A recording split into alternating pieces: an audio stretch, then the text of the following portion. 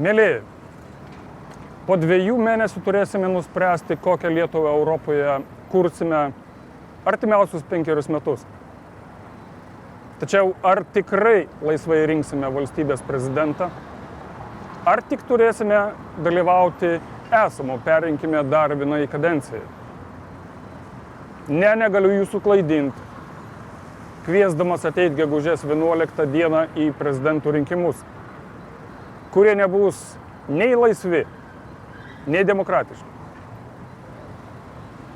Prieš 10 metų nušalino mane. Šiandiengi nušalina jūs. Nušalina jūs atimdami teisę jums laisvai pasirinkti.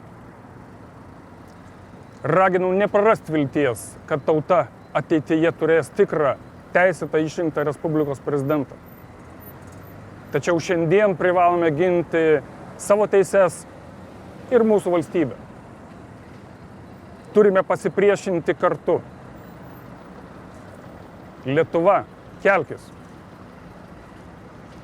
Sutelkime visas nušalintųjų pajėgas protestų balsams gegužės 25-ąją, kad daugiau niekas nebandytų kėsintis į tautos valią. Nebijokite. Tebūnie tai tikri jūsų prezidento rinkimai.